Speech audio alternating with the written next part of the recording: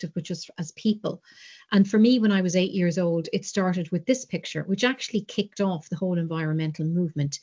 And this was launched on Christmas Eve, 1968. So none of you were alive. I wasn't alive. I'm sure most of us on this call weren't alive.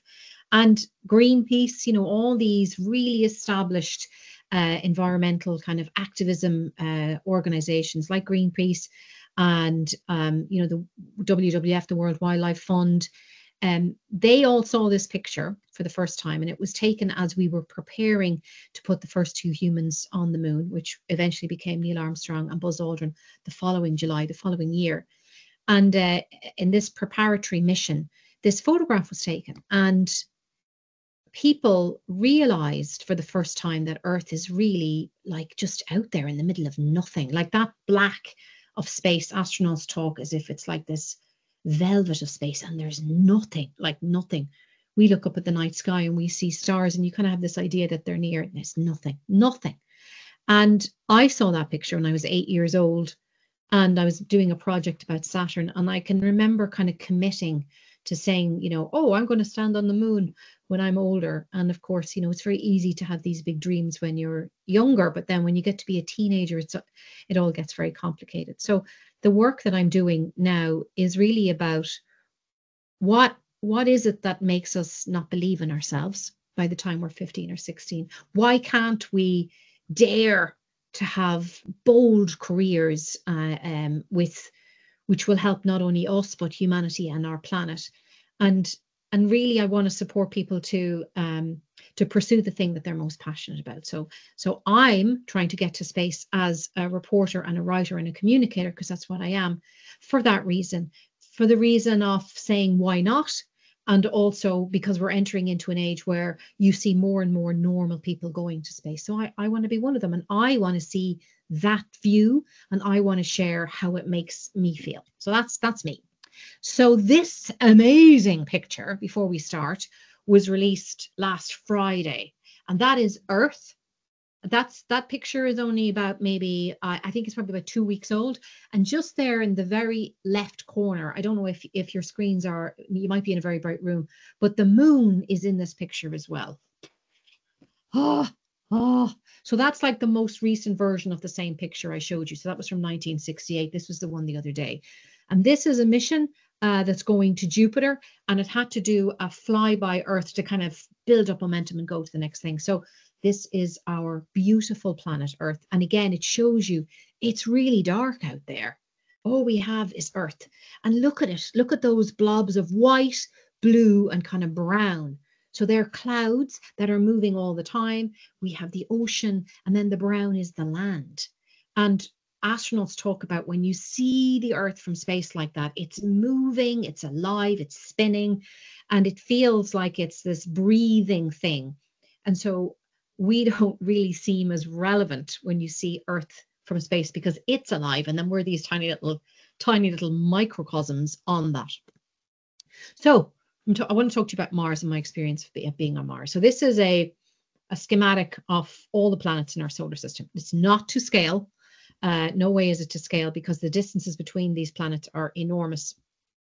A mission went off in 1978 to take pictures of Jupiter and Saturn. Jupiter is the biggest planet there, right in the middle, and then Saturn is the one with the rings. And it took from 1978 to 1990. So what's that? That's 80. It took 12 years to get to Saturn. So that's the kind of distances that we're talking about. Anyway, everyone's interested in Mars, aren't they? Mars is our nearest planet. So off those 8 planets, 7 other planets, Mars is the closest one to us. So Mars is the 4th one there in that line. So you've got the sun on the left, then you've got Mercury, Venus, Earth, Mars, and then you've got the big one, which is Jupiter. And the interesting thing about Mars is that Mars, the more we look at Mars, and we've been sending probes to Mars now for a number of years, and we've sent rovers and everything, no people just yet. And the thing is that there are kind of indicators that water used to flow on the surface of Mars, that there were seas and stuff. They can tell by the bed formations and everything, but there's nothing there anymore. So in my capacity as this communicator of space, I started working with people who are very interested in Mars and want to understand what happened to Mars, because we know that Mars had an atmosphere once very similar to Earth, that it did have rivers and streams flowing, but something changed. And it's important for us to understand what changed, because it could potentially be something that we need to concern ourselves with as well. So I got to work with geologists. So there are people that look at the land. Like if you look at this land right now, that's Utah. So there's vast deserts in Utah which are not inhabited in any way. And there are loads of dinosaur bones and everything there. And then some of the stone and the rock is red and very like the rock that's on Mars. And it's red because there's a high amount of iron in it. And you know, iron rusts, and then it goes kind of red. That's the same thing. So these places are opportunities for scientists to look at these places on Earth and simulate a Mars mission, so that these geologists and astrobiologists, so astrobiologists are people who are interested in living things, and things that can survive in extreme environments. So you've got loads of places on Earth that are extreme environments, very cold, very warm, very dry, very windy, very wet. There are tiny little creatures that are able to survive those places where humans can't. So astrobiologists are interested in those creatures on Earth, but also particularly off Earth as well. So I went here. I went to Utah 2017, didn't know what I was doing. I had only kind of started working in the space sector about 3 years by then. And so we went to Utah. We went to the desert, a high desert area in Utah. And you can see that the formation is very red. The land masses, everything is red. And you see there in the left-hand side of the screen, there's a little kind of a station, a research station, and that's called the Mars Desert Research Station. It's one of about a dozen research centers around the world placed in extreme environments for geologists and astrobiologists and engineers and people like myself to discern and understand what it's like to live in the extremes, but also to conduct experiments in these extreme conditions. And we had a ton of experiments to conduct. I'm not really going to go on about that with you today, because I want to talk about a personal experience of living there and how it transformed my perception of everything. So how living on a different planet really makes you appreciate what we have here on Earth. So I was joined by these 4 other people from all around the world, from Israel, Slovakia, Australia, and Morocco. And as I say, they were engineers and scientists. And so you see me, I'm wearing my spacesuit. So I decided for today to also don my same flight suit. So I'm just going to stand back so you can see it. So it's just like a car mechanic. It's really nothing special. It's like a car mechanic's, overalls really. But everybody in space is, you have your flight suits, and then you have your mission patch. So for every expedition that's space related, somebody designs a logo, and then everybody's name goes on the center. So that's what this is here. And so I just spent 15 days. It wasn't a huge amount of time. I spent 15 days with these people. And we lived as if we were on Mars for 15 days. So you see, we've got helmets. They're not helmets. They're effectively, those bins with the round tops. That's effectively what they are. Somebody took the lid off and then put a Perspex globe on the other side of it. And they were our helmets. And then we had a backpack that was blowing kind of fresh air into those helmets to prevent them from condensing. I'll show you videos in a second. And so every time we went outside, we wore those spacesuits. They're not really spacesuits, but they're a nod to a spacesuit. Now, why? Here's the why. Mars has no oxygen. It has a very thin atmosphere of carbon dioxide. And for those of you studying science, when we exhale, the gas we exhale is carbon dioxide. So it would be like living underwater without oxygen if you were to live on Mars without a spacesuit. So it's very dangerous to live on Mars because we have no oxygen, okay? So you can see there's no infrastructure in that place. And in the same way on Mars, there's no streets, there's no phones, there's no houses, there's no cats, there's no dogs, there's no trees, there's no rivers, there's no plants, there's nothing to live on or off. And so when we went in to this mission, we were given a ration of water. We were given 2 plastic 200-liter drums of water. and they were outside, and then a pump fed from that outside into the habitat, which I'll show you in a second. And we were also given a ration of food, and mostly the food was freeze dried because you can't grow food on Mars. So you would have to, if you were going on a mission to Mars, you would have to have all your food with you, the same way that the astronauts on the International Space Station have. Okay. So I went in going, okay, I'm just gonna, my job was journalist and artist, which is my job. And so I captured the whole experience on video and audio. And so these are some of my, let me see if I can get this to play. Sorry, now wait a second. There. Can you see that? I'm just going to leave it on this because when I put it in presentation mode. So this is the habitat. Habitat is just a fancy word for a house. And this is where we lived. And you had to go in through an airlock because, again, outside was carbon dioxide, inside was your oxygen, which you would have to create if you were on Mars. And we lived like this for 15 days. And you would think that, you know, you would pretty much stay connected to Earth in that time. But we didn't, because we didn't have any internet and we didn't have any access to people at home. We had very limited broadband for about 2 hours every night. And that would be all that I have. This is the downstairs of the habitat. The pink light is because we were growing plants using artificial light to see if we could germinate them. This was our suiting up area. So you see the flight suit that I've on now, it's hanging up. And then these are the helmets and then the rucksacks that you would put on that had a fan on them to provide air. That's the airlock. Again, you would need an airlock if you were going on a Mars mission. So it felt like living in a garage because everything had really sharp edges and corners. It was cold. It was the winter. This was a ridiculously dangerous stairs. It has nothing to do with space. You wouldn't have one of those. It was just because this is made by the Mars Society. This is how they fashioned it. Now, there's a lot of luxuries here that you wouldn't have on Mars. Like, for instance, you wouldn't have a kitchen. But that was one of the things that we did have. And also on Mars, you have the issue with a difference in gravity as well. So you would be trying to live with gravitational force 1/3 that of what we're used to. This was the only private space I had. And to go here, I had a massive packing list of things like sleeping bag, all these different pieces of equipment for the outdoors. So I had hardly any personal effects. That's all my equipment. I had 2 pairs of trousers and 4 tops. And I'd be somebody now that likes to kind of look well, and I had to just forget about that when I was there. The biggest thing was rationing water. So we could only use water for very limited tasks. And when we did, we had to really be careful how we used it. This was the food. So like I was saying, everything was dried. So Michaela now, she's opening a tin of freeze-dried egg. And her face says it all. It was disgusting. So if you wanted to make an omelette, you take a few scoops of that and then you'd add water to it. It was pretty disgusting. And everything was about your water. So you needed water to make that. You needed water to clean the dishes. You needed water to water the plants that our experiments were running. You needed water to wash your hands, to brush your teeth, to flush the toilet. We didn't shower the whole time we were there to save water. That was 2.5 weeks we were there. And the pump that pumped water from outside was a really basic pump, and it would literally like pull and splat. So go pull and splat. So the water would come out like, it would come out in splats.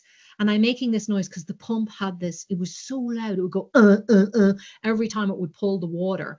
And so while that was really annoying, what it did do, it made you really aware of when water was being used.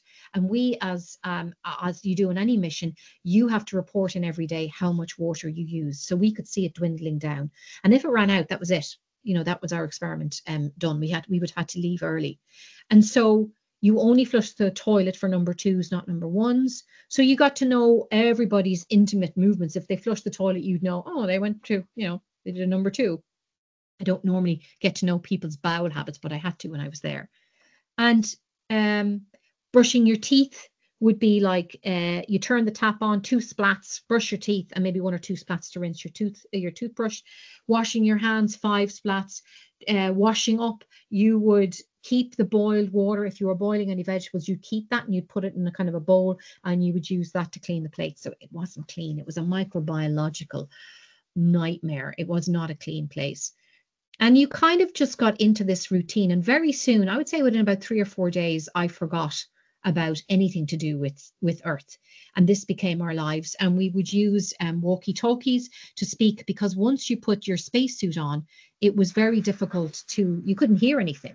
And so you had your walkie-talkies on so you would go out with at least one other person for safety, because these things, while they were homemade, they were crazy heavy, and your center of balance would go off. So if you went and kind of went on the ground to pick something up, it was really hard to get back up because they were so heavy. But when you would put those on, it went from being like a really bad kind of caravan holiday with limited water and limited food to something else. And this is just Earth. So, you would fall over from time to time, and I had a lot of camera gear and stuff with me. And you can see how bad the visibility is, because these are homemade and they were old. And again, the fan in my backpack was supposed to keep that from condensing, but of course it always fogged up. So your visibility was very low. You had gloves on, you had heavy boots on. So where you're normally used to feeling the air of Earth, you can't feel anything, and you're in this bubble. It can be quite claustrophobic, a bit like kind of scuba diving actually, in a way.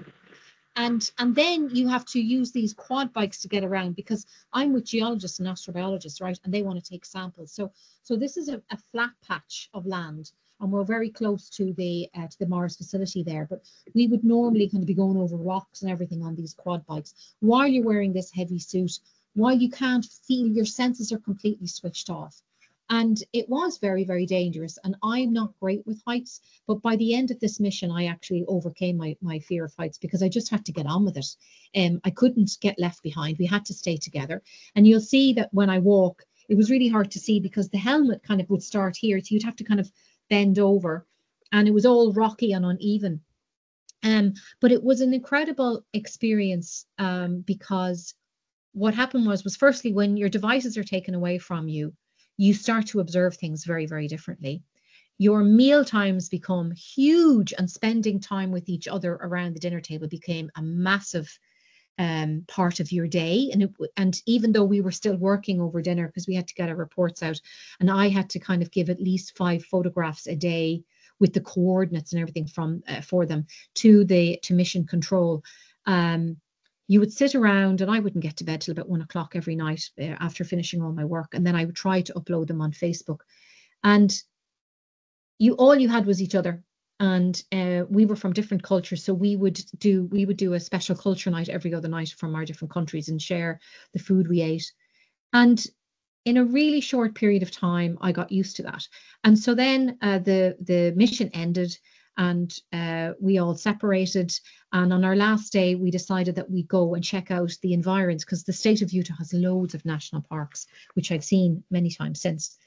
And we went to this cafe, which was just on the way out. It was probably about an hour's drive it was the nearest town from where we were, which is called Hanksville. And they had a diner there, and they served pancakes and bacon and coffee. It was like, oh God, this is gorgeous. So we had that, and it was like the best food we'd had in 2 weeks. And we decided we'd go to a national park nearby, Canyonlands. And I said, oh, I'm just going to go into the bathroom, And I had only flushed the toilet for number 2s before, not number 1. And I just wanted to go for a wee. So I go to use the bathroom, and I leave the cubicle, and then I go, oh yeah, I have to flush now. I'm back on Earth. So I went and flushed the toilet, and I was shocked by the amount of water that came out to flush just my, I don't know, probably about that much urine. Obviously not that color, but that's my coffee. And it really made me go, oh my God, that's so wasteful. And then I went to wash my hands. And again, I'd been used to like 5 splats of water to wash my hands, turn it off, rinse, and then turn them on again. And one of these time taps came on, and it was like water, water, water, water. And I was like, oh, stop, stop, stop.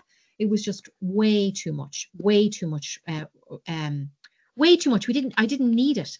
And it really made me think again about when I came back to Earth, about how to live differently. And when I came back to Earth, I really thought about where I bought my clothes. I really thought about how I used my water in the house, my food, and everything changed. I gave away my car, and I relied purely on public transport, because I didn't want to forget that I was blissfully happy with very little when I was on Mars.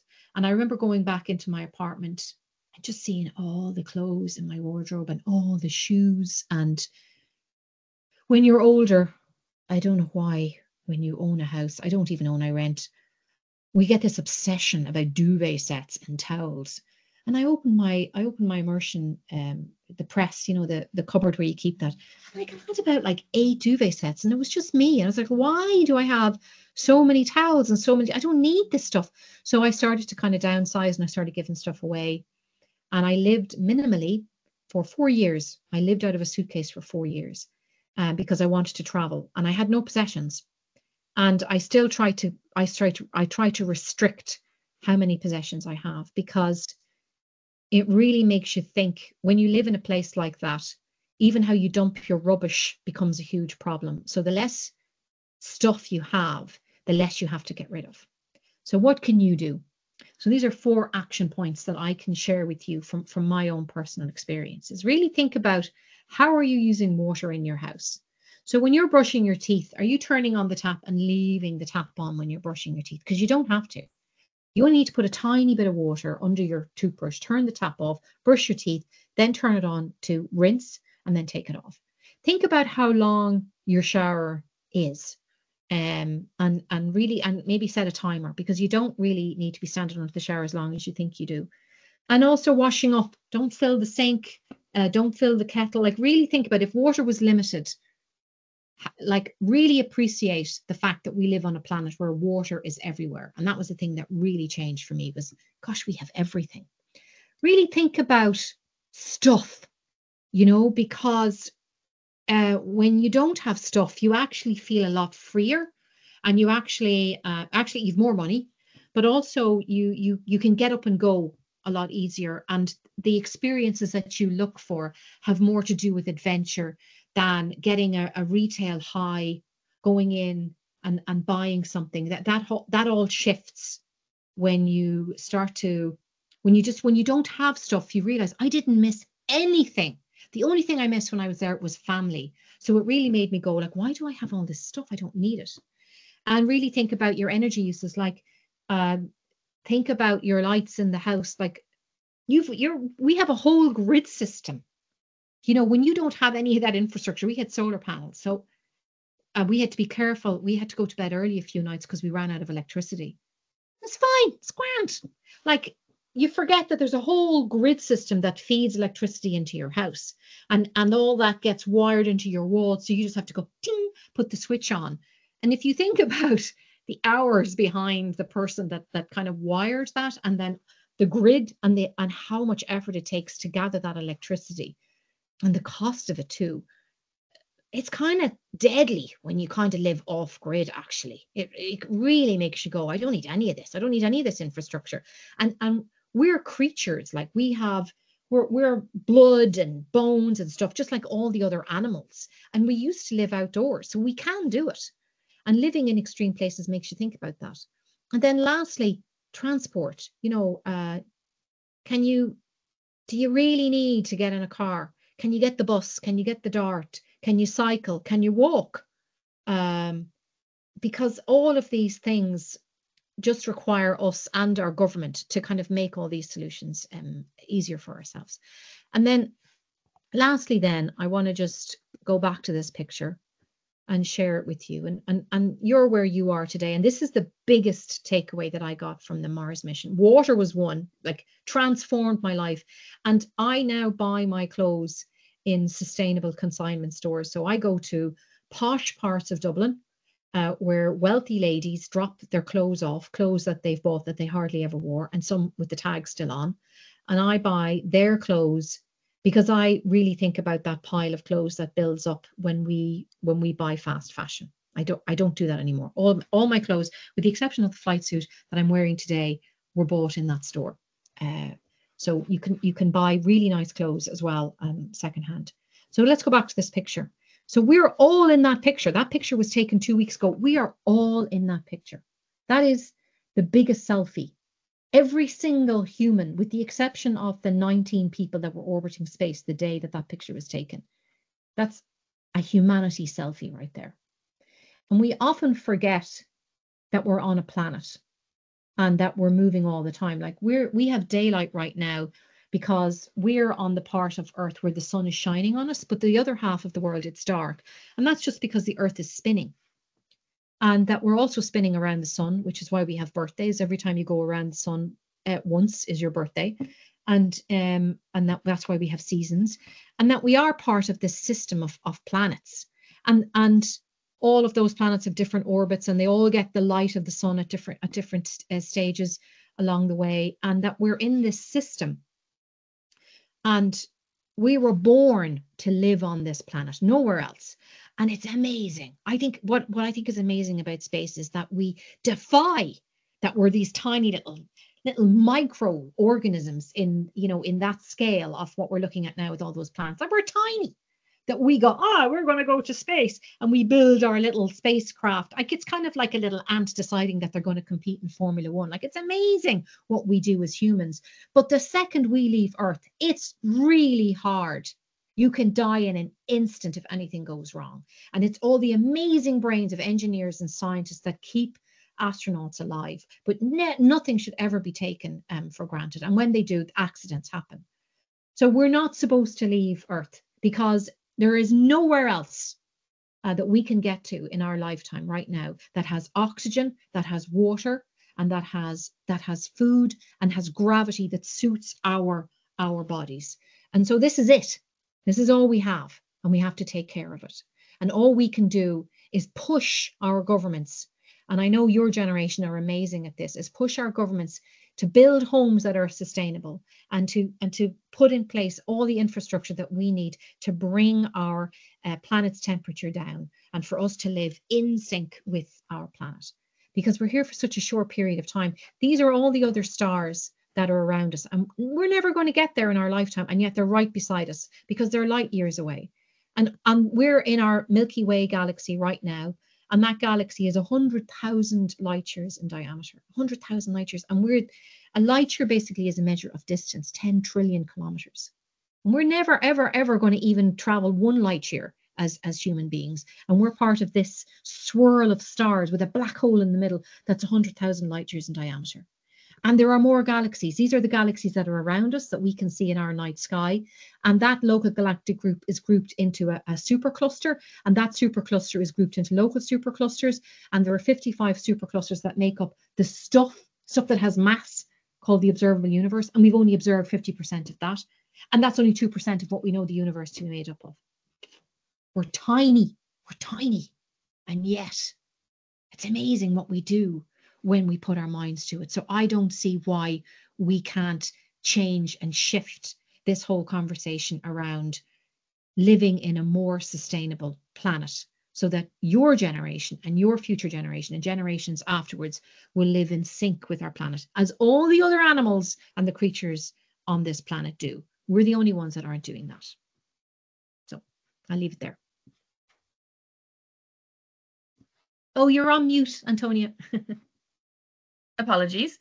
Thank you so much for that. If anyone does have any questions, you can feel free to pop them in the chat or unmute yourself if you're happy to unmute yourselves. Otherwise, in the meantime, if you guys would be able to tell us what you thought, I have pinned a link in the chat, but I'm just going to pop it back in again. Or you can scan the QR code just on the screen at the moment. So if anyone does have any questions, let us know. I might kick off some of the questions then myself.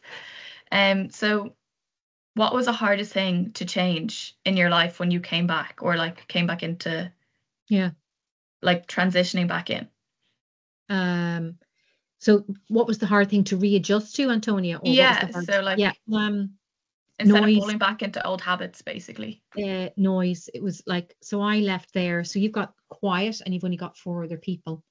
And I get, like, I felt the pandemic was very like this as well. You remember we were all locked up, and then you go to your first social event, and like you're just overwhelmed by the amount of people and stuff. That was hard. But you just, the toilets, the public toilets and the taps in the toilets was just, it was really hard to watch because you worried we all did, we worried so much about our water consumption there. to see it just being wasted. The closest thing to it I felt was, I don't know if any of you have been to the Gaeltacht. I don't know if any of you have been to the Gaeltacht, but when you're in the Gaeltacht, you can't speak English. And the one I went to, which is in Donegal, if you were found speaking English, you'd be sent home. So of course you're going to speak, of course you're speaking English with your friends, right? But you just had to be careful that you weren't overheard by your Banantee. She was the lady of the house, or any of the teachers, the Moonshores.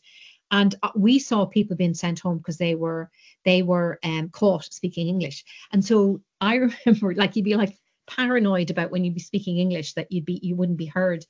And I remember my mum picked me up and my brother was in the back seat of the car, and she popped into the shop and Tom started speaking to me and I was like, stop. And I immediately kind of got him to stop speaking English because I was sure that we were going to get caught. That's the closest feeling that it was coming back after that mission around water. You just go into the bathrooms and, you know, you'd see people and they'd be like with loads of water and you just want to go, please stop, please stop, please stop doing that, because you realized how valuable fresh water is. And I think anybody that, you know, has had experience of volunteering in a third world country or anything, they know this, but I hadn't been exposed to it before. But it was a major learning for me. Cool. And then also, just for like some of the schools or any mentors that are joining us, what do you think is one thing that they can do within their school themselves to maybe try change? And I think that's a great idea. I mean, there's some big things you can do, but you know, it depends on the school. One of the big things you can do is figure out a way of catching the runoff from rain. And using that in your, like some places, I know Amazon were doing this years ago. What they did was, with their whole toilet system, they used rain runoff as their, you know, in their cisterns and stuff to flush toilets. I think that's a big undertaking by a school, but I think everybody who is washing your hands, I think, you know, really think about just turning the tap on to wet your hands, then you add soap, and then, you know, go back in to rinse your hands. That's something that you can do. And also just be really aware about just the whole idea of recycling and reusing any materials until they're absolutely like completely used up. Stuff like that, I guess. Yeah. Yeah, I think also with just like the timed taps, they're actually a lot better than our normal taps. Yeah. Does anyone else have any questions for Dr. Niamh Shaw, or we can leave it at that? You're like, you can pop yourselves, unmute yourselves, put your hand up, or pop it in the chat if you do. But in the meantime, I'll just run through a quick slides, just how you guys can get involved with ECO-UNESCO. So thank you very much for the talk. That was unreal. A lot to think about. I also think that because we can be so far removed from situations that we don't see the impact that we can have on other parts of the world. But with regards to ECO-UNESCO, you can get involved in several different ways. So one of them is the Young Environmentalist Awards that I work on myself. So basically you just do an action project for the year, and then at the end of the year, we have a massive showcase of all of the projects that have come through. We also have our workshops, so they can come to the school or you can have them online, and you can get in contact with their bookings at ECO-UNESCO. And then currently we have our youth group. So right now we have our Youth for Sustainable Development, which can either be a 12-week online course or inline or in person, especially if you're in the Dublin region. And then our climate justice. So it's trying to just advocate, you guys get your voice out there and advocate for just climate justice itself. But yeah, I want to say thank you so much. So during the week, this is our first session, so well done everyone. So we have more online. It's all through Eventbrite once again. So if you do want to get involved at all, just pop up and look on Eventbrite. And these are all recorded, so we will put them up online later on in the week. I don't know if they'll go up today. I don't know how quick we are with getting things done, but we'll see. And thank you guys so much. So if you do have any questions, just reach out to us at info@ECO-UNESCO. But in the meantime, have a lovely week. And I hope you all enjoy the rest of your week. And hopefully we'll see you later on in the week. Thank you so much, Niamh. Thank you. Bye, everyone.